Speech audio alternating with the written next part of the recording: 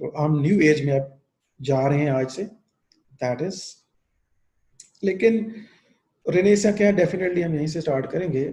हम ये भी साथ देखते हैं कि माइकल अलेक्जेंडर इसको कैसे डिवाइड करता है। वो मोनार्क्स को साथ लेके चलता है। उसकी जो डिवीजन है ना वो सेंचुरी टू सेंचुरी है, और मोनार्क के चेंज होने के साथ वो चीज़ों को लेबल करता है। जैसे उसने यहाँ पे इस कहा कि ये ट्यूडर एंड स्टुअर्ट एज हमारी स्टार्ट हो रही है। ट्यूडर एज हम पहले देखेंगे, उसमें उसको ट्यूडर लिटरेचर कह रहा है, क्योंकि ट्यूडर फैमिली का नाम है, फैमिली टाइटल है इनका, जो इस वक्त रूल कर रही है। और फिर स्टुअर्ट लिटरेचर आ जाएगा इसके बाद, 1500 से लेकर 1603 तक ट्यूडर लिटरेचर में हम इसे गिनेंगे, और उसके बाद जो है स्टुअर्ट लिटरेचर बाद में आएगा। दरमियान में मोनार्की ख़त्म भी हो जाएगी, लेकिन वो खैर हम 1603 के बाद देखेंगे कि क्या इंसिडेंट्स इसमें काउंट होते हैं। यानी हमारा पहला जो काम है वो ये है कि हम ट्यूडर लिटरेचर, ट्यूडर जो है सेंचुरी है, इसमें एंटर होते हैं ट्यूडर लिटरेचर के अंदर। और इसमें जो सबसे पहली चीज़ है, ये सबसे पहले तो रेनेसां है, लेकिन दो चीज़ें जो अहम हम देख रहे हैं, दो तब्दीलियां जो एक आ रही हैं, हम उस सोशल बैकग्राउंड को सबसे पहले समझेंगे, क्योंकि बगैर सोशल पॉलिटिकल बैकग्राउंड के अंडरस्टैंड नहीं कर सकते आप लिटरेचर को। वो है एक renaissance, okay, and second is the reformation. तो ये दो चीज़ें आ जाती हैं जिसकी वजह से यूरोप का सारा मुआशरा बदल जाता है टोटली। इनसे पहले वो बहुत मुख्तलिफ लोग हैं, मिडल एज है उससे पहले, और मिडल एज का बिल्कुल खात्मा हो जाता है।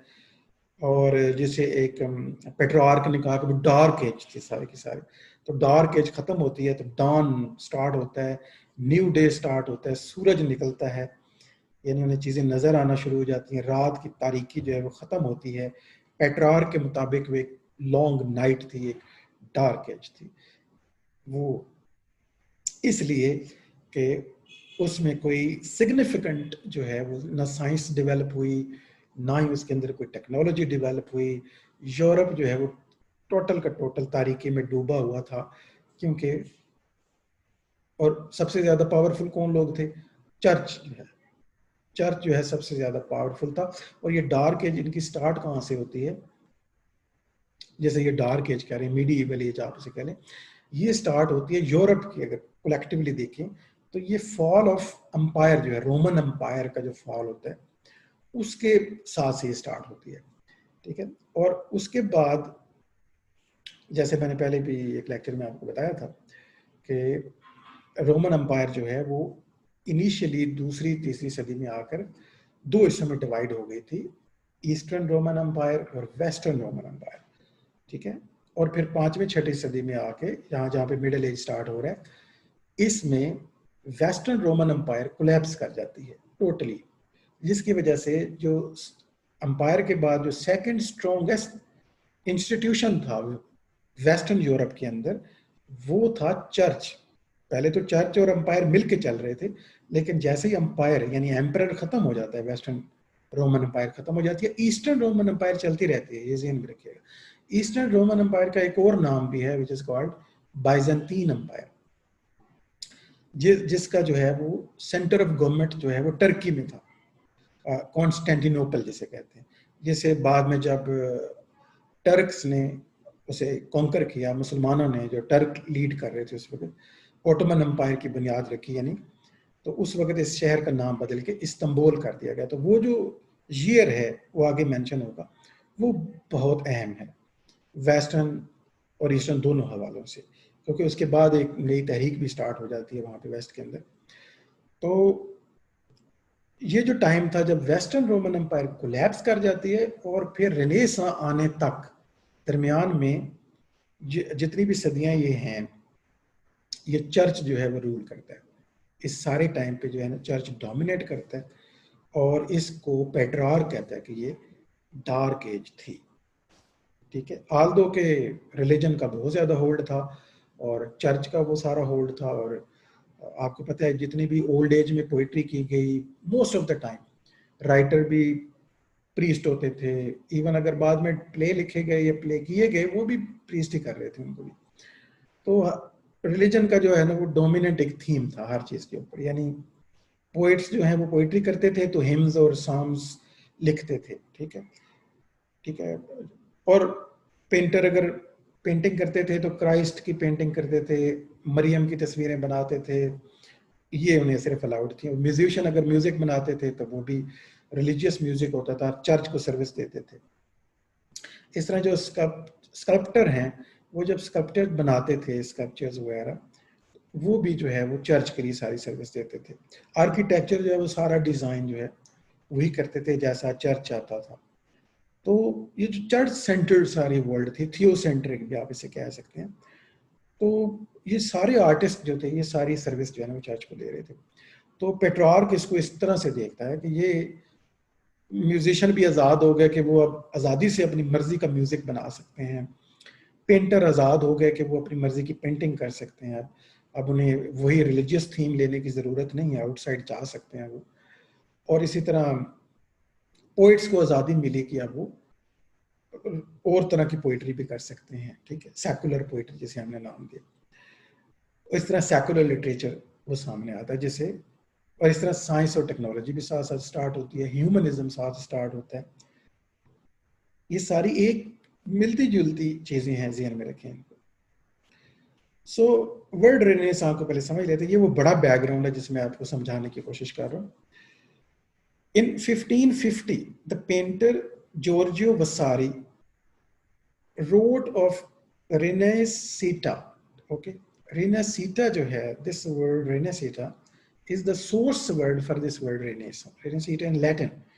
In the arts in his native Florence, Florence का रहने वाला था वो, इटली से ही मजे की बात है। चर्च जो है वो भी सारा आपको पता है डोमिनेंट यहीं से कर रहा था, रोमन एम्पायर भी आपको पता है रोम से होती रही। तो रेनेसां का भी जो सोर्स है ना, बेसिक सोर्स जहाँ से ये फ्लावर करती है, वो भी इटली ही है। सो जॉर्ज विसारी वो पहला बंदा है जिसने रिनासीटा वर्ड यानी न्यू थिंग के लिए यूज किया, रीबर्थ के लिए या न्यू स्टार्ट के लिए ये वर्ड यूज किया। In Italy in 15th century a rebirth. The French 19th century historian, उससे बिल्कुल बिल्कुल फिर मॉडर्न में आ जाए तो ये उस जमाने के लोग अपने टाइम को तो नहीं इस तरह से कह रहे होंगे। कुछ लोग तो ये कॉन्शियस रखते थे कि ये चेंजेस आ रही हैं, लेकिन उस पूरी एज को तो हमेशा बाद में नाम दिया जाता है। जैसे कि अभी जिस एज से हम गुजर रहे हैं, अब कोई पता नहीं ये कौन सी एज है। पोस्ट मॉडर्न, पोस्ट मॉडर्न कुछ कहते हैं ये है जी, कुछ कहते हैं पोस्ट मॉडर्न है। हम डिसाइड नहीं कर पाएंगे क्योंकि हमारे बाद जो अगली एज आएगी उस वाले लोग जब पीछे देखेंगे ना तो एक कलेक्टिवली वो इस पर गौर करेंगे कि आखिर किस चीज ने डोमिनेट किया इसकी एज, और फिर इसका कोई नाम हिस्टोरियन रखते हैं। अक्सर हिस्टोरियन ये चीजों के नाम रखते हैं तारीख में पीछे जाकर। तो फ्रेंच एक हिस्टोरियन है, 19th सेंचुरी के हिस्टोरियन, ठीक है, जूलियस मिशले। जूलियस जो है या जूल्स और जूलियस मिशले, समटाइम टी इसमें साइलेंट आप कर सकते हैं, ये मिशलेट भी आप कह सकते हैं, इंग्लिश अंदाज में भी प्रोनाउंस कर सकते हैं, फ्रेंच में जाएंगे तो मिशले बन जाएगा। Extended this idea of the Renaissance from the Italian 15th century and quattrocento, उसने एक टर्म भी यूज किया क्वाट्रोसेंटो, to a general cultural renewal in the Western Europe beginning earlier. Michelet's idea has proved very popular with historians. उसने जब renaissance का word use किया उस खास एज के लिए, क्वाट्रोसेंट्रो क्या है? It is the Italian term for means 400 years को कहते हैं। क्वाट्रो मतलब 4, सेंट्रो मतलब सदियां, 4 सदियां जो हैं जिनको ये रेफर कर रहा है 4 centuries, very important for the years belonging to the 15th century के राउंड अबाउट जो साल है। It was one of the most important period of the European art and culture. It started in Italy and it is the first phase of the movement known as Renaissance. Okay, क्वाट्रोसेंटो यानी 4 सदियों के बाद, यानी 5वीं सदी या 15th century आप कह लें। तो जूलियस मिशले ने इसको बकायदा से उस टाइम को रिनेसां प्रॉपर वर्ड दिया। रिनेसाइटी अपने टाइम पे जॉर्ज वसारी ने यूज किया था। That is Italian word, and that word which is called Renaissance, जो इसकी साउंड है वो उससे भी आप अंदाजा लगा सकते हैं, ये फ्रेंच स्टाइल है Renaissance, जिसका लफ्जी मतलब क्या है? रिवाइवल ऑफ लर्निंग और द रीबर्थ तो हमें देखना होगा कि रीबर्थ किस चीज की, यानी रीबर्थ तो वही चीज ले सकती है ना जो पहले से हो, फिर रीबर्थ होगी ना, बर्थ हो चुकी है। तो कुछ ऐसा है जिसको पेट्रोआर्क कह रहा है कि हमारा था और हमसे खो गया था, और फिर डार्क एज आ गई थी, एक रात की तारीकी आ गई थी, पहले एक दिन था, फिर रात आ गई थी, फिर डार्क एज आ गई थी, और फिर हम जागे हैं दोबारा से, और हमने अपनी जो है विरासत है उसको क्लेम किया है।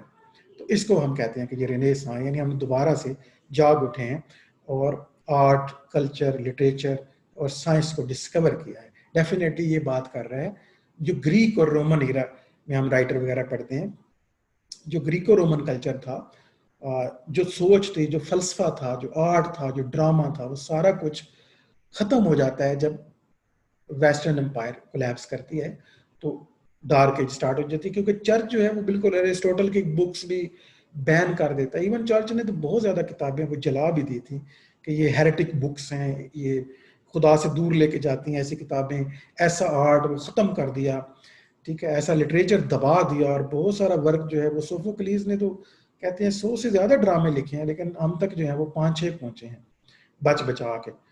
तो उसकी वजह यही बनी है कि ये जो बीच में ऐसे पीरियड्स आ जाते हैं तारीख के अंदर जो एंटी लिटरेचर है, एंटी आर्ट है, एंटी कल्चर है, एंटी म्यूजिक है, यानी इन चीज़ों के जो लोग मुखालिफिन होते हैं वो फिर इनको ख़त्म करने की कोशिश करते हैं। So the turn towards classical models of the verse begin with man whom Chaucer calls Francis Petrarch. तो चौसर ने इसको इस तरह से लिखा है, फ्रांसिस पेट्रार्क, यानी पेट्रार्क का नाम लिया उसने इस तरह से। तो क्लासिकल मॉडल की तरफ वापस जाना, वो क्लासिकल मॉडल कौन है? ग्रीक और रोमन जो स्टाइल है काम करने का, लिखने का, सोचने का, हर चीज के ऊपर ग्रीक की जो बुक्स हैं वो दोबारा से इन्होंने जब पढ़ी उनको पता चला। और वो इनके पास बुक्स कैसे आई, ये भी एक सवाल है कि आखिर क्या वो चर्च ने छुपा के रखी हुई थी तो इन्होंने बाद में वो डिस्कवर कर ली पेट्रार्क ने, या बुकैशियो ने और डांटे ने, और ये ट्रायो जो है वो तीनों पोइट्स बड़े इंपॉर्टेंट हैं। और फिर 3 बड़े आर्टिस्ट भी हम आगे देखेंगे जिन्होंने ये रिवाइवल ऑफ लर्निंग में इंपॉर्टेंट रोल प्ले किया है। लेकिन ये किताबें जो थी, ये सोच जो थी, ये फलसफा जो था, आखिर ये था कहाँ पे, किसके पास था जो इनके पास आ गया, ये आपने सवाल अभी जेल में रखना है। तो लेकिन यहाँ पे देखिए laureate poet, first laureate poet याद रखना है। लॉरिएशन के बारे में आप जानते ही होंगे, बाकायदा से जो टाइटल दिया जाता है पोइट लॉरिएट का, और डेफिनेटली ये जो ट्रेडिशन है लॉरिएशन का, ये बिलोंग करता है ग्रीक ईरा के साथ। वहाँ जो है ना वो जो सबसे बेहतरीन शायर होता था ना, आपको पता है वहाँ कंपटीशन होता था, हर साल मेला लगता था जिसमें मुकाबला होता था प्लेस का, पोइट्री का, एटसेट्रा। वो एक बड़ा खूबसूरत एक माशरा रहा होगा यूनान के अंदर।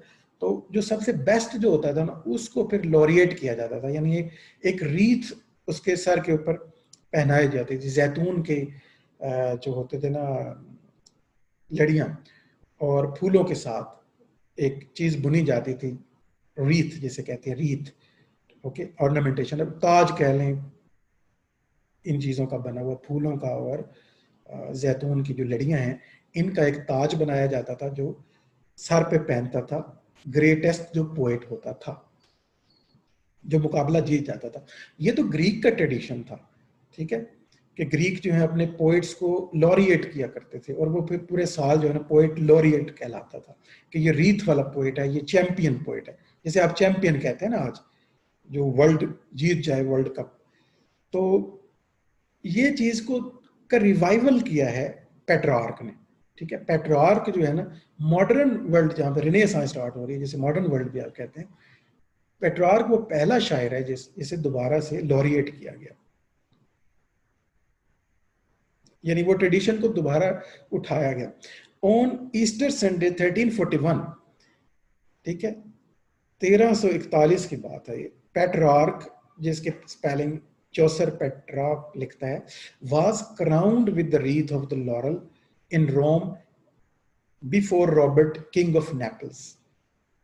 उस वक्त इटली जो कि डिफरेंट रियासतों में बटा हुआ था, जो नेपल्स के किंग हैं उन्होंने इसको लॉरिएट किया, इसको क्राउंड किया विद द रीथ, ठीक है, इसके सर पे पहनाया। और यहाँ से आप अंदाजा लगाएं कि वो जो रस्म है, डेफिनेटली क्रिश्चियनिटी में तो ये कॉन्सेप्ट ही नहीं था।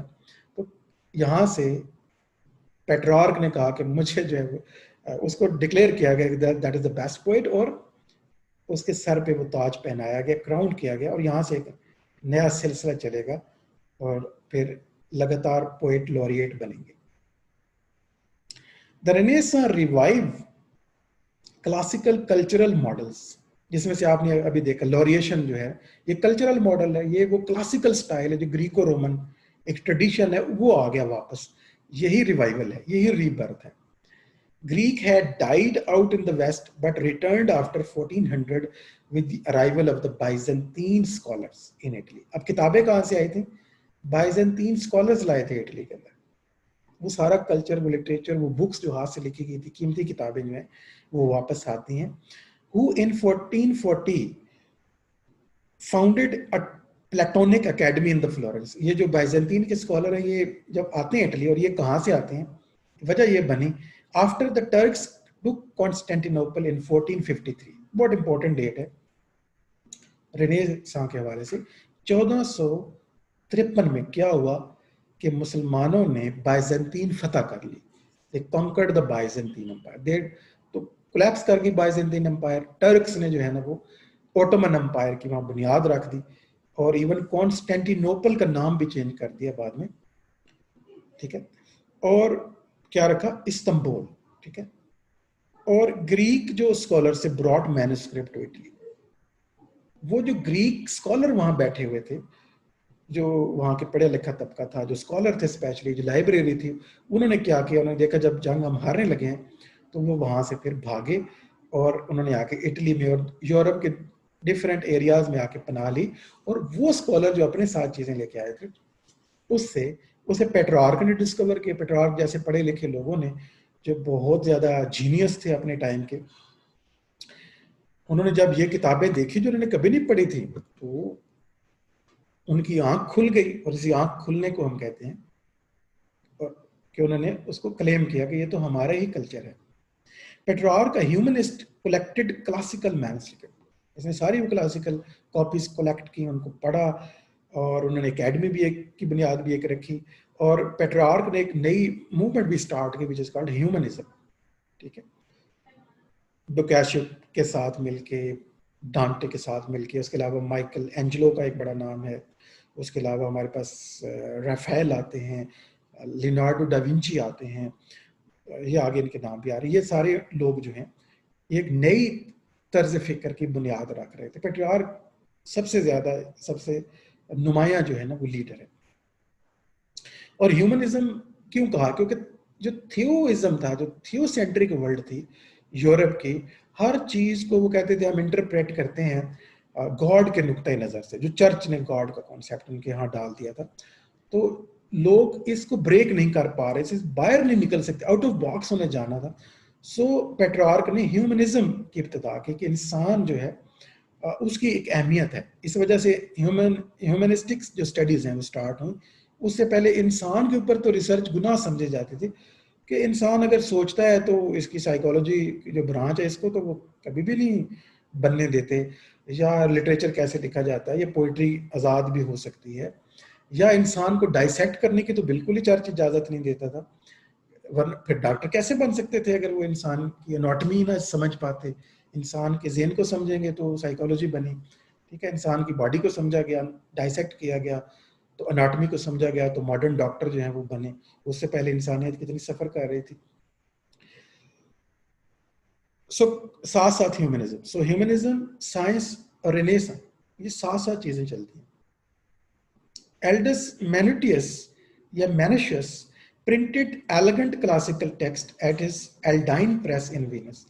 वेनिस सिटी के अंदर एल्डाइन प्रेस जो लग चुका था, और उसमें एल्डस मेनोशियस ने क्लासिकल जो टेक्स्ट है उनको प्रिंट कर दिया था। और ये जो प्रिंटिंग प्रेस है, आपने देखा होगा कि ये बहुत बाद में जाके आता है इंग्लैंड के अंदर, विलियम कैक्सटन लेके आता है। तो रेनेसां भी ये साथ ही इंग्लैंड में नहीं शुरू हो गया, अभी इंग्लैंड में तो चल रहा था पीरियड जिसको हम कहते हैं मिडल एजेस, स्टार्ट हुई थी बल्कि वहां तो भी। और यहाँ पे जो है रिवाइवल ऑफ लर्निंग स्टार्ट हो गई थी। लैटिन से ये जो मूवमेंट है जाती है फ्रांस के अंदर, और फ्रांस से फिर इंग्लैंड के अंदर, फिर वहां से पूरे यूरोप के अंदर। तो ये इन्होंने काफी टाइम लिया, ये फौरन से वहां नहीं पहुंच गई थी। Renaissance sometime called the revival of learning भी इसको कहा जाता है। लर्निंग कौन है? वो लर्निंग जो ग्रीक और रोमन टाइम की थी, उस सारी को दोबारा से अडॉप्ट कर लिया गया, रिवाइव कर लिया गया। So Renaissance spread from 15th century Italy to France and then to Spain to England and then beyond. तो ये ग्रेजुअली जो है वो पूरे यूरोप में फिर रेनेसां फैल गया। जो इंग्लैंड के अंदर जो सिचुएशन है वो हम लेटर ऑन, हमारा ज्यादा इंटरेस्ट उसी के साथ होगा। तो यहाँ पे हमने साथ ये भी समझना कि ह्यूमनिज्म, अभी मैंने वैसे समझाया तो है कुछ, लेकिन ह्यूमनिस्ट कौन होगा? Student of humanitas, a lover of litterae, humanitatis. Definitely ये वर्ड्स आप इसको याद करने की जरूरत नहीं है।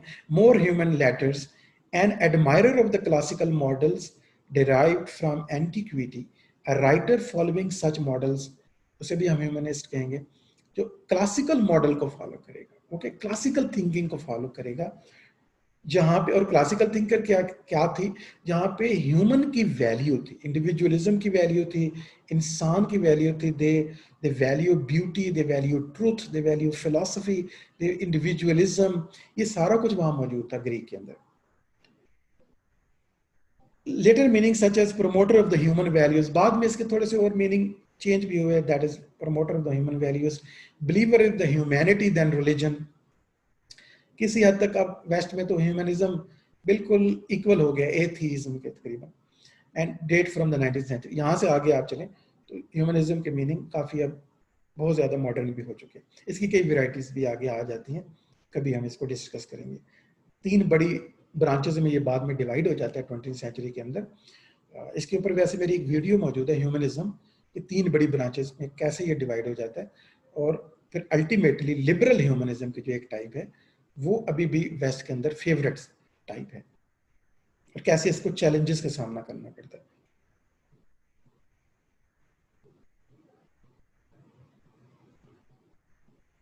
ओके जी, तो हाई रेनेसां था।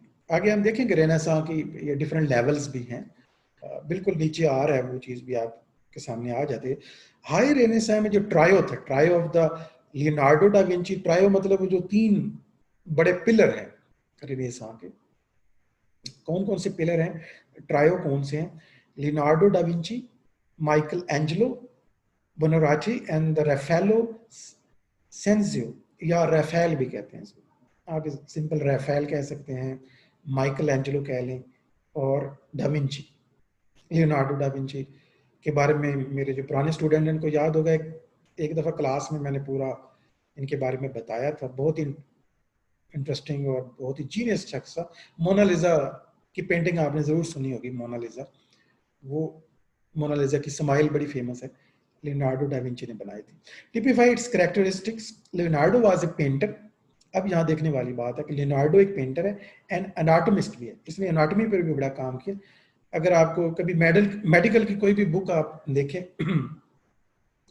तो आपको एक इंसान नजर आता है जिसने ऐसे बाजू फैलाए हुए हैं और एक गोल सर्कल सा नजर आता है एनाटॉमी का, तो ये वो जो डिजाइन है वो लियोनार्डो डा विंची ने बनाया था, वो अभी तक रीप्रिंट होता है बार बार।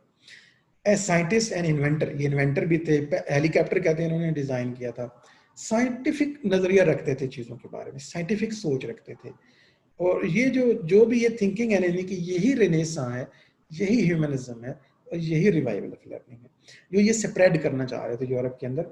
और ये आइडिया जब स्प्रेड हुआ तो आप देखें कि साइंस फ्लरिश हुई, उनकी मेडिकल कहाँ पहुंच गई, उनकी जो वेपनरी इवन इतनी डेवलप हो गई, उन्होंने जहाज बना लिए बड़े बड़े, और बड़े बड़े बेड़े बना लिए, डिवाइसेस ऐसी बनाई, और फिर पूरी दुनिया आप देखें कॉलोनाइजेशन स्टार्ट हो गई।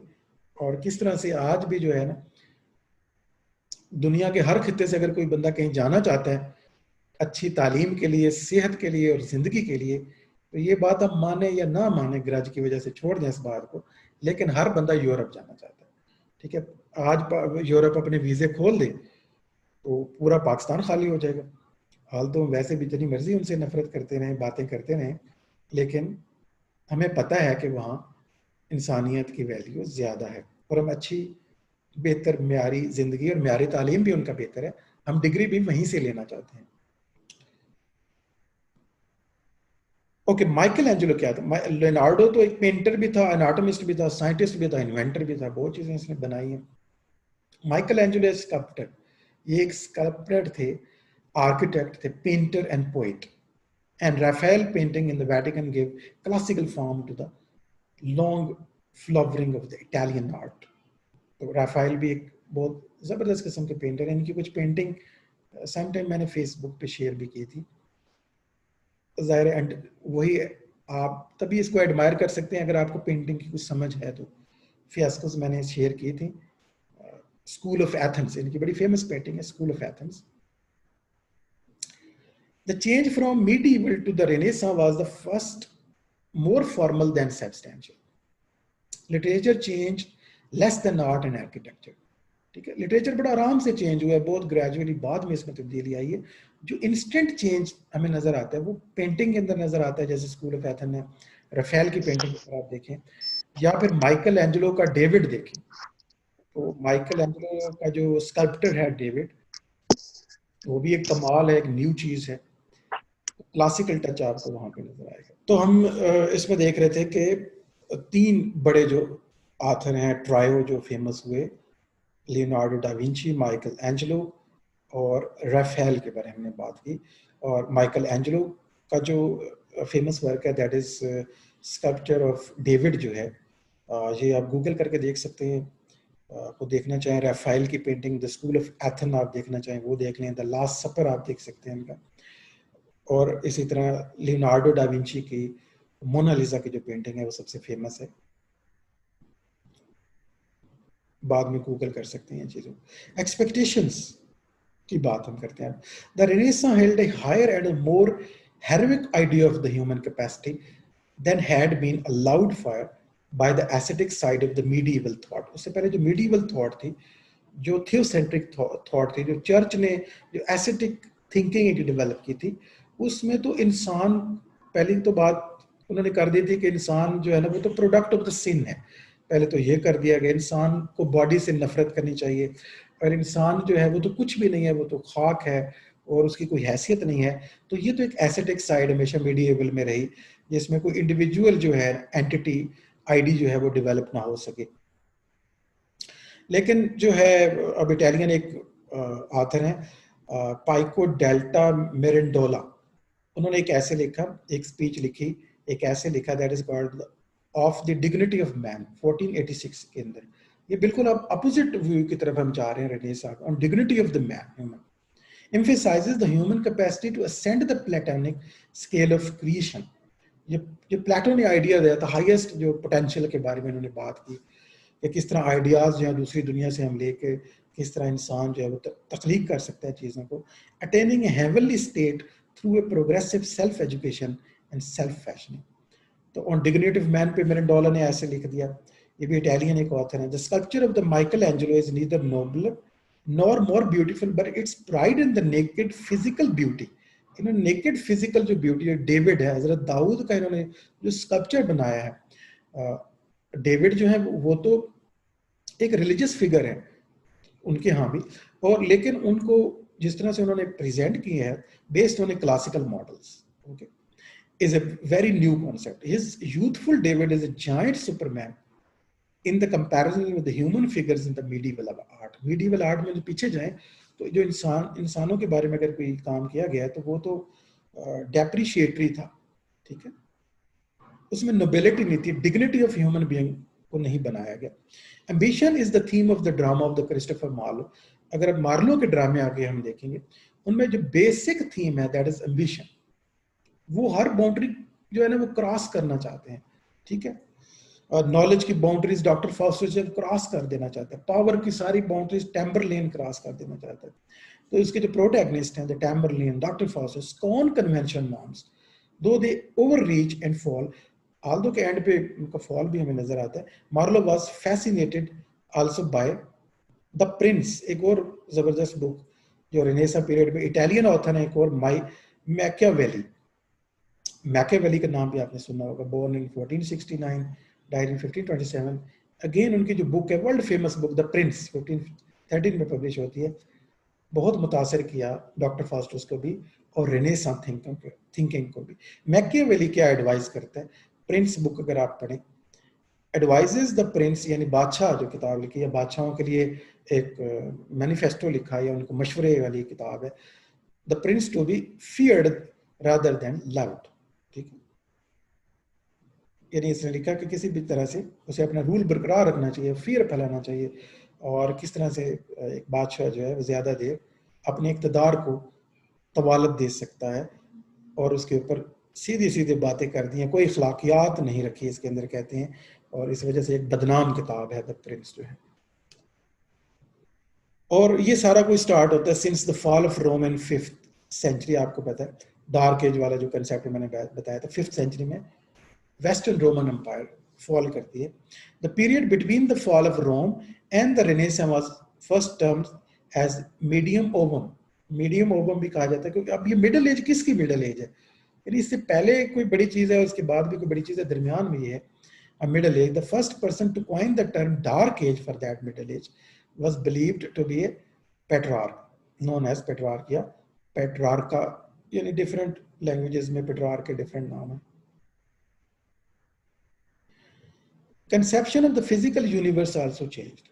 ठीक है, पैराडाइम इतना शिफ्ट होता है कि फिजिकल जो यूनिवर्स है आपके इर्द गिर्द है, अब चर्च की वो एक्सप्लेनेशन नहीं ली जाती है कि जमीन सेंटर में और बाकी चीजें आपके गिर्द घूम रही हैं। Scholastic theory had to give ground to the empirical test। Galileo एक और शख्स सामने आते हैं जो कॉन्सेप्ट्स को काफी चेंज कर देते हैं। Verified with his telescope the heliocentric theory of the Copernicus. ठीक है, उसने कोपरनिकस जो थ्योरी है हेलियोसेंट्रिक है, या सन को वो कहती है, यानी यूं कह लें कि जमीन सेंटर में नहीं है, और सोलर सिस्टम जो है ये सूरज उसके सेंटर में हो सकता है, और स्टार हो सकते हैं, जमीन का सेंटर से इनकार जो है वो कोपरनिकस थ्योरी के अंदर है, जिसे कंफर्म करते हैं गैलीलियो। लेकिन जो चर्च है वो टॉलमिक मॉडल को लेकर चलता है। तो अब जो लोग इसमें थोड़े से और इंटरेस्टेड हैं वो देख सकते हैं टॉलमिक मॉडल वर्सेस कोपरनिकस मॉडल, और गैलीलियो ने फिर इसमें से किस मॉडल को कंफर्म किया। तो ये जो है यहाँ पे आके जो एजुकेटेड एकेडमिक क्लास थी, उनकी जो physical conception of the universe है वो भी चेंज हो चुका था। अनाटमिस्ट क्या कर रहे थे, डाइसेक्टेड द ह्यूमन बॉडी। उन्होंने इंसानों की अंदर से देखना शुरू कर दिया कि दिल गुर्दे कहाँ पे लगे हुए हैं। पहले समझा जाता था खून वैसे ही इंसान के अंदर भरा होता है, और बाद में पता चला कि ये नालियों में बहता है। ये खुद एक डिस्कवरी थी। और दिल की क्या शक्ल होती है, और सच में जो है ना, पहली बार कहते हैं एक कि वो लियोनार्डो डा विंची ने किसी डेड बॉडी को चीरा था और उसमें से दिल निकाल के उसको फिर पेंट किया था। तो हार्ट की ओरिजिनल जो पेंटिंग है पहली बार देख कर की कि ये दिल होता है, वो की थी डा विंची ने। और जाहिर है कि ये बात हेरेटिक रही होगी, उसे चर्च के गज़ब का सामना भी करना पड़ा होगा और छुपता फिरता रहा होगा। And Machiavelli describe power politics at work. और मैकियावेली ने पॉलिटिक्स में एक कमाल की बुक लिख दी थी जो बिल्कुल पुराने जो तर्ज फिक्र है उससे बिल्कुल हट के थी। सो आइडियाज चेंज हो रहे थे, ठीक है, कॉन्सेप्शंस चेंज हो रही थी, थिंकिंग चेंज हो रही थी, आर्ट चेंज हो रहा था, फलसफा चेंज हो गया था, लोगों को, माशरे को, दुनिया को देखने का नजरिया बदल गया था। Medieval saint and the warrior gave way to the Renaissance hero. उससे पहले तो सेंट्स की लाइफ पे ड्रामे बनते थे और मोरालिटी और मिरेकल प्ले चल रहे थे, और वॉरियर्स की लाइफ होती थी, नाइट के बारे में रोमांसेस लिखी जा रही थी। अब जो है ना रेनेसां हीरो आ गए थे आर्ट के अंदर, ड्रामा के अंदर, और जितनी भी राइटिंग हो रही थी, जो हीरो वर्शिप है वो उनका मॉडल हीरो का चेंज हो गया था। डॉक्टर फॉस्टर्स आप समझ सकते हैं, और टैम्बरलेन को अगर आप देखें, या आप हैमलेट को देखें, या किंग लियर को देखें, तो ये कितने मुख्तलिफ लगते हैं हमें पुराने हीरो से जब हम इनको कंपेयर करते हैं, आर्थर के साथ, लैंसलॉट के साथ, या उससे पीछे जो है बेओवुल्फ के साथ, या क्राइस्ट के साथ जो एज ए हीरो, या सेंट्स के साथ। सो कोर्टियर जेंटलमैन ये वाले हीरो बन चुके थे। क्रिश्चियनिटी मे हैव रिमेन्ड, वो तो अभी भी क्रिश्चियनिटी वहां पे है, उस वक्त भी रही, but Christendom western Europe united rather than divided by the religion ended at the Reformation. और क्रिश्चियन डोम जो है ना वो कमजोर पड़ गया। क्रिश्चियन यानी क्रिश्चियन तो लोग अभी भी हैं, वो कहलाते हैं, लेकिन उनके अंदर जो ईसाइयत का जो स्पिरिट थी वो खत्म हो गई। ईसाइयत में जो उनको बताया गया था कि ये चीज़ें ऐसे ऐसे हैं, वो सारी उनकी ब्रेक हो गई थी। इवन जो ओरिजिन ऑफ यूनिवर्स है ये बाइबल बताती है, वो भी आगे आगे जाके, अभी रेने से आगे जाके और भी कई किताबें ऐसी आएंगी जो उनको, उनके उन आइडियाज़ को क्रैश कर देती हैं। जैसे ओरिजिन ऑफ स्पीशीज लिखी डार्विन ने, वो बिल्कुल ही ओरिजिन ऑफ द यूनिवर्स, जो स्पीशीज कैसे मखलूक़ात पैदा हुई हैं इनके बारे में, जो क्रिश्चियन व्यू था वो बिल्कुल ही डैमेज हो गया उसके बाद। And western Europe united rather than divided by the religion ended at the reformation. ये सारी चीज़ें, और रिफॉर्मेशन आगे एक और भी देखेंगे, एक और पार्ट है जो रिलीजियस टर्म्स में जब हम इन तब्दीलियों को देखेंगे। जैसे कि humanist ideal is expressed by the Hamlet, यहाँ पे हैमलेट की, शेक्सपियर तो फिर कमाल का ऑथर है, और अगर हमें एक ऑथर चुनना पड़े रेनेसां की पूरी एज में, तो डेफिनेटली आप नहीं चुकेंगे, और वो होगा शेक्सपियर, इंग्लिश में से। लेकिन ये हैमलेट की एक लाइन मैं आपके साथ शेयर करता हूँ, थिंकिंग जरा देखिएगा। What a piece of work is man, इंसान के बारे में बात करें। What a piece of work is man, how noble in reason, how infinite in faculty, in form and moving, how express and admirable in action, how like an angel in apprehension, how like a god, the beauty of the world, the paragon of the animal. And yet, Hamlet concludes in words less often quoted. वैसे ये यहाँ तक ही ज़्यादा coat किया जाता है, renaissance thinking यहीं तक लगती है, लास्ट लाइन अक्सर कोट नहीं की जाती, लेकिन वो भी है। एंड येट टू मी, आगे कहते हैं Hamlet, and yet to me what is this quintessence of dust, man delights me not me. So लेकिन पीछे आप देखें एंड को अगर थोड़ा सा निकाल दें तो किस तरह नोबिलिटी, और यहाँ पे देखें infinite, how infinite in faculty, यानी काबिलियत में इसकी कोई हद ही नहीं है। और ये बात डेफिनेटली तो एंटी चर्च है total. What a piece of work, वो तो कहते हैं कि ये तो प्रोडक्ट ऑफ द सिन है, जन्नत से निकाला हुआ एक धुतकारा हुई चीज़ है, इसकी क्या वैल्यू हो सकती है, इसमें कोई एडमायरेबल एक्शन हो सकते हैं इनकी, कोई हाउ लाइक ए गॉड, ये कैसे हो सकता है। तो ये क्रिश्चियन मिडल एजेस में आप जाएं और ये लाइन अगर लिखता है शेक्सपियर या कोई और शख्स, तो डेफिनेटली उसे जिंदा जला दिया जाता है। उसके बाद जो बाकी, ना सिर्फ इंसान के जहन की डिस्कवरी हो रही थी, बॉडी को अंदर से डिस्कवर किया जा रहा था, आर्ट को डिस्कवरी हो रही थी, सोच की डिस्कवरी हो रही थी, एक्सप्लोरेशन एक बड़ा अच्छा वर्ड आप इसके लिए यूज कर सकते हैं, हर चीज पे अप्लाई हो रहा था। वास्को ड गामा एक और शख्स हैं, और आगे जो मैं आप इनके बारे में बात बताऊंगा तो ये शख्स आपको भूलेगा नहीं, बिल्कुल चिपक जाएगा आपके जहन के साथ। Vasco da Gama was the first European to find an ocean trading route to India. India का जो रास्ता है, अब इंडिया पे जितनी भी कॉलोनाइजेशन है उसमें वास्को ड गामा का हाथ यूं है कि इन्होंने यूरोप को रास्ता दिखाया था, इंडिया दिखाया, ये इंडिया है। He accomplished what many explorers before him could not do. His discovery of this sea route helped the Europeans establish a long-lasting colonial empire in Asia and Africa. ये सारी जो empire बनी है, इसका रास्ता जो है वास्को ड गामा ने दिखाया था, और इसने 1498 के अंदर, बड़ी इंपॉर्टेंट डेट है ये, 1498 he reached at Calicut, India. पहली बार 1498 में कोई यूरोपियन इंडिया पहुंचा था, और वो था वास्को ड गामा। लेकिन अब ये बात नहीं है कि ये नहीं भूलेंगे, ये तो खैर इंपॉर्टेंट है ही, इससे आगे बात है जो नहीं भुलाने वाली है, एज ए मुस्लिम आप नहीं भूलेंगे। Vasco da gamma slaughtered many hundreds of the Muslims.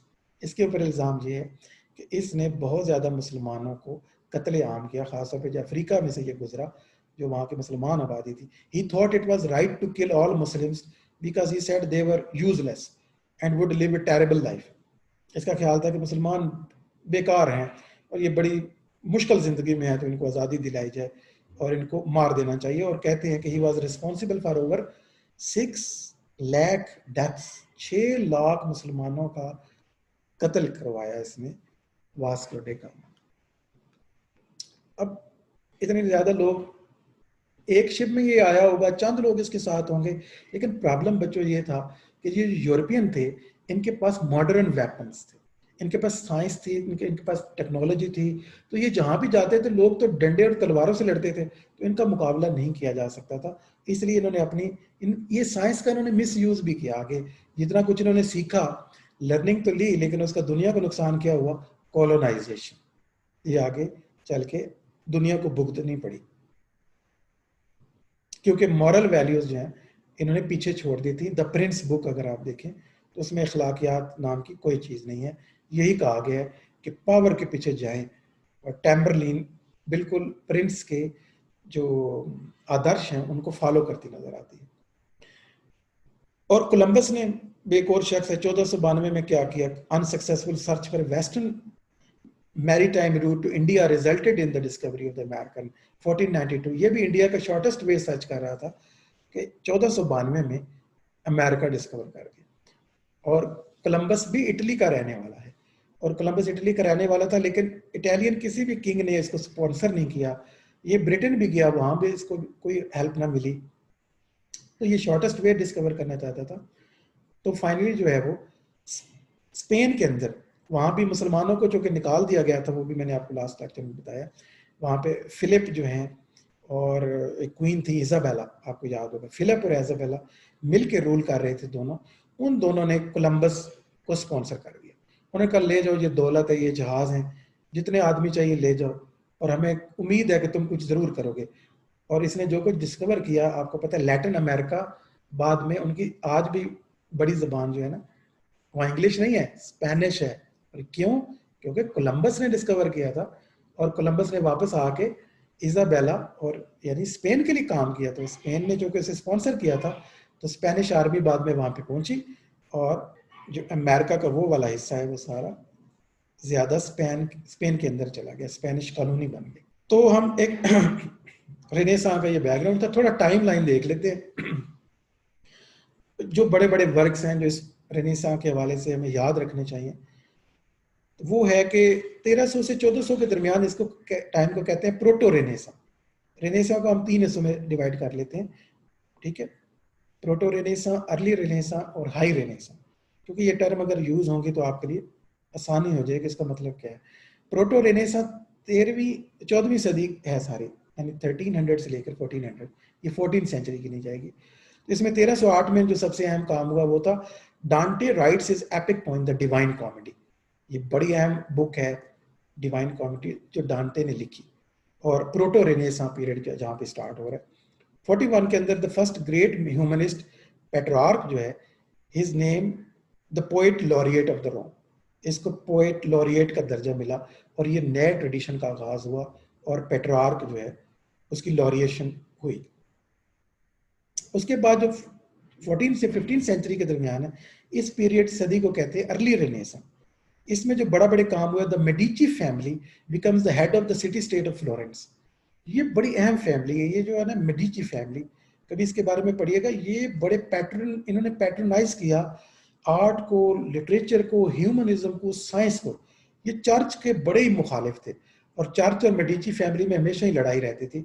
और मेडिची फैमिली जो है ये head of the city state Florence की बनी, तो फ्लोरेंस जो है ना वो गढ़ और मरकज बन गया, जहाँ पे माइकल एंजेलो जैसे लोग को पैट्रोनाइज हुए, ठीक है, डाविंची जैसे लोग पैदा हुए। वरना तो ये चर्च तो जाहिर है उन्हें पनपने ना देता ऐसे लोगों को। और 1450 में Johannes Gutenberg invents the printing press. याद रखना, जिसने प्रिंटिंग प्रेस इजाद की थी जर्मनी के अंदर, जोहानस गटनबर्ग ने 1450 में इजाद की। ये बड़ा इंपॉर्टेंट इवेंट था अर्ली रेनेसां लाने में, यानी ये वो चीज़ें हैं जिन्होंने रेनेसां लेके आए हैं जो लोग। और 1453 ये डेट भी बहुत अहम है, Ottoman empire capture the city of the Constantinople, ठीक है। कॉन्स्टेंटिनोपल जो है ये कॉन्कर हो गया, यानी मुसलमानों ने फतह कर लिया, और बाइजेंटीन एम्पायर का खात्मा हो गया। इससे भी रेनेसां ने जन्म लिया। रेनेसां जो है वो आगे बढ़ता है, signalling the end of the Byzantine empire, okay. वो किताबें लेके पता है आ जाते हैं, और फिर रिवाइवल ऑफ लर्निंग और तेज हो जाता है।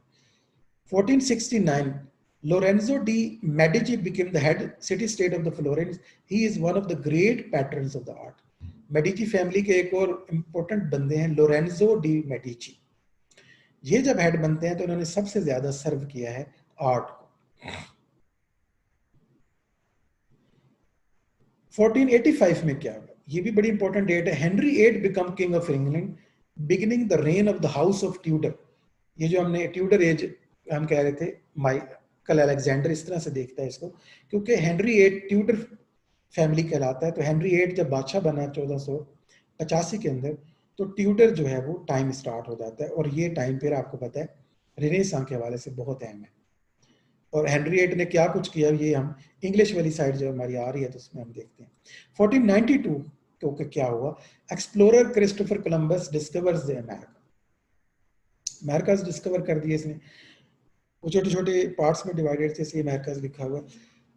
और उसके बाद जो 1495 से लेकर 1527 है, इस टाइम को कहते हैं हाई रेनेसां, ये सबसे ज्यादा फ्रूटफुल एज है। इसमें 1495 में क्या हुआ, Leonardo da Vinci paints the Last Supper, बहुत इंपॉर्टेंट पेंटिंग है द लास्ट सपर। ऑल इसका थीम रिलीजियस है, लेकिन जो आर्ट वर्क है वो सारा का सारा रेनेसां, प्रेजेंटेशन इसकी डिफरेंट है। 1498 वास्को डे गामा, जैसे हमने अभी जिक्र भी किया और मैंने कहा था इसको आप नहीं भूलेंगे, डेफिनेटली नहीं भूलेंगे, arrives in the India after sailing around this southern tip of the Africa from Portugal। और वास्को डी गामा कहाँ के रहने वाले थे, अगर आप जानना चाहते हैं तो वो है पुर्तगीज थे, पुर्तगाल के रहने वाले थे, और ऊपर से साउथ अफ्रीका से होते हुए इंडिया पहुंचे। कब, 1498 में, कैलिकट इंडिया। 1501 में क्या हुआ जी, Michelangelo begins his work on the sculpture David, सबसे फेमस जो वर्क है डेविड का मुजस्मा।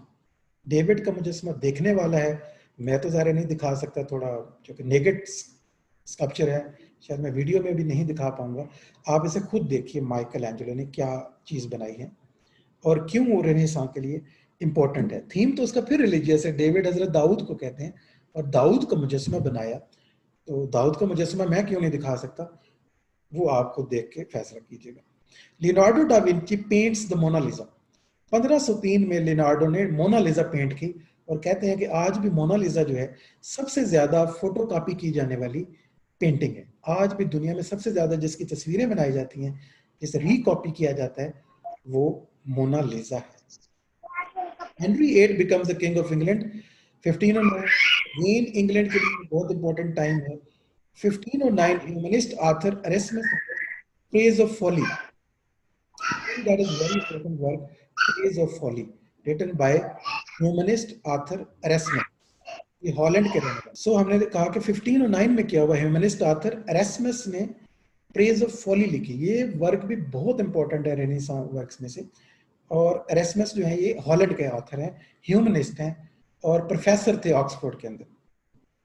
तो मुझे तो याद रहेंगे, जो कि मैं खुद टीचर हूँ, प्रोफेसर तो अभी नहीं बना, शायद किसी दिन बन जाऊँ।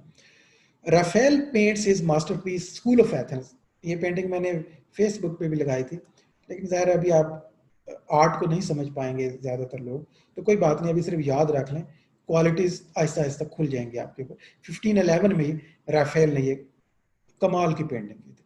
1516 के अंदर सर टॉमस मोर, 1516 में क्या होता है, हाई रेनेसां है, देखा कितना ज़बरदस्त आर्ट प्रोड्यूस है। Publish his work utopia on the political philosophy, ये भी बहुत इंपॉर्टेंट वर्क है, यूटोपिया लिखा है इन्होंने। द रिपब्लिक को कॉपी किया, प्लेटो का जो वर्क है ना रिपब्लिक, बिल्कुल उसी स्टाइल में टॉमस मोर ने, सर टॉमस मोर यानी नाइटहुड भी हुए होंगे, ये इंग्लैंड के थे, इनके बारे में हम आगे पढ़ेंगे। और 1517 में क्या हुआ, मार्टिन लूथर, ये बड़े इंपॉर्टेंट शख्स हैं, post his 95 thesis on the door of the church of Wittenberg, और इन्होंने जाके वहां पे चिपका दिए अपने थीसिस। और ये बड़े इंपॉर्टेंट शख्स हैं, ये क्या लेके आए थे, रिफॉर्मेशन, यानी ये पहले प्रोटेस्टेंट है, एक नया फिरका लेके आए थे ईसाइयत के अंदर, और इवन मजहब में भी तब्दीलियां आ रही थी।